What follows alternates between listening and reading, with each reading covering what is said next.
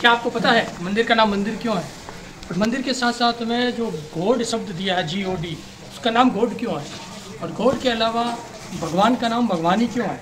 तो ये सारे क्वेश्चन का जवाब कई जो जवान हैं हमारे ढूंढ रहे होंगे, लेकिन आज मैं इन सारे प्रश्नों का मैं आज जवाब दूंगा आपको। तो सबसे पहले इसका नाम मंदिर क्यों है? मंदिर एक आस्था का स्थल है।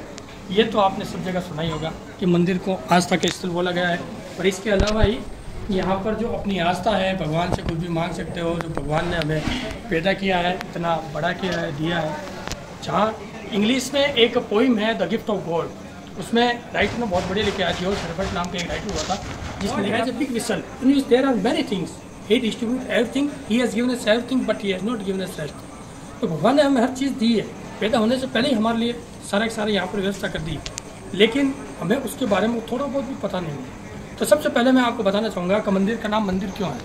मंदिर दो शब्दों से मिलकर बना है, मन और दर। जब मन का दर यानी द्वार, जब मन का द्वार खुलता है उसको मंदिर कहते हैं। और मंदिर भी मन भी है, जो दो अलग अलग उसकी परिभाषा दी है। म यानी मैं, न यानी नाश। जब मैं का नाश हो जाए और जब मैं का नाश होकर के उसका जो द्वार खुले उसको मंदिर बोलते हैं। इसलिए हमारे बड़े बुजुर्ग ने अक्सर ये कहते हुए आपने सुना होगा कि मंदिर में किसी को प्रणाम नहीं करना। क्यों नहीं प्रणाम करना? जैसे कि मैं सुरेंद्र हूँ, अब मेरा तो वजूद ही खत्म हो गया, मैं तो हूँ ही नहीं, सुरेंद्र यहाँ हूँ ही नहीं।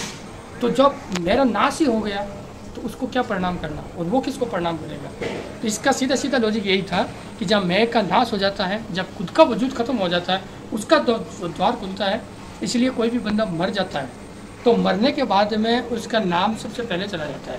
उसको हम नाम से नहीं बुलाते हैं, उसको ये बुलाते हैं कि उसकी डेड बॉडी आ गई या पार्थिव शरीर आ गई।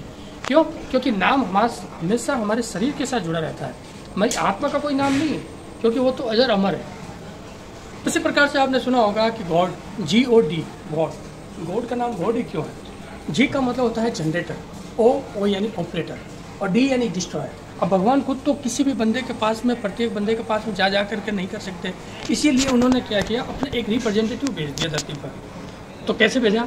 G यानी जनरेटर, यानी पैदा करने वाला। तो ब्रह्मा जी का कार्य होता है पैदा करना। तो ब्रह्मा जी खुद तो यहाँ धरती पर नहीं आ सके, इसीलिए उसने अपने रिप्रेजेंटेटिव को यहाँ भेज दिया। तो वो कौन है रिप्रेजेंटेटिव? माँ के रूप में। तो माँ ब्रह्मा का स्वरूप हो गया।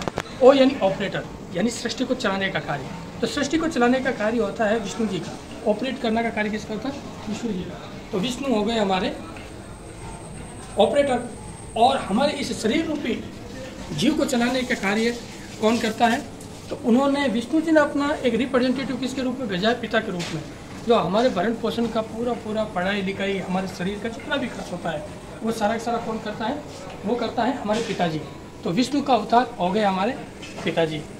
और D यानी डिस्ट्रॉय करने का कार्य किसका होता है? शिव जी का। तीसरी आंख खोली, भस्म। और हमारे इस जीवन रूपी में जो अंधकार है उसको नाश करने का काम करता है गुरु। तो गुरु जो है वो शिव जी का अवतार हो गया है। तो शिव का अपना एक रिप्रेजेंटेटिव भेजा, वो गुरु के रूप में भेजा है।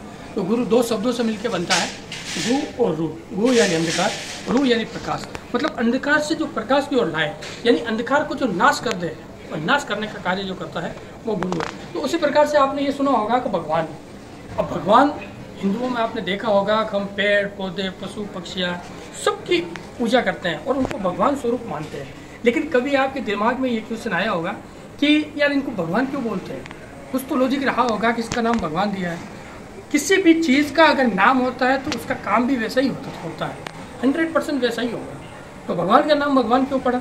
भ यानी भूमि। ये 5 तत्वों से जो मिलके बनता है वही भगवान होता है। भ यानी भूमि, ग यानी गगन, व यानी वायु, वम अ यानी अग्नि, और न यानी नीर यानी पानी। तो 5 तत्वों से जो मिलके बनता है वो वही भगवान है। इसीलिए आपने देखा होगा कि जितने भी जीव जंतु, पेड़ पौधे, हिंदू, उन सब की पूजा करते हैं। अब जीव जंतु कैसे? जितने भी हमारे देवता हैं, जिसको हम आराध्य देव है, कोई भी हो सकता है, शिव जी हो गया, विष्णु जी हो गया, जितने भी है, चाहे हमारे गजानन जी हो गए, हमारे कार्तिकेय जी हो गए, इन सभी का अपना अपना एक वाहन है। तो जिस प्रकार उनका वाहन है तो वो पशु या पक्षी थे, पशु या पक्षी है। कार्तिकेय का वाहन है मोर, जैसे शिव जी का वाहन हो गया दंडी। तो उसी प्रकार से जो है, अब ये देखो, ये तुलसी है, हम तुलसी का भी पूजा करते हैं। तुलसी का पूजा माँ लक्ष्मी के रूप में करते हैं। आपको इसकी भी कहानी पता ही होगी। तो ये एक छोटी सी इन्फॉर्मेशन थी। तो मैं चाहूँगा कि आप ज़्यादा से ज़्यादा इस चीज़ को शेयर करें, और शेयर करने से ये होगा कि जो हमारे धर्म जो है, ये जो सनातन धर्म है, जिस सनातन का अर्थ यही होता है जिसका न आदि है न अंत है।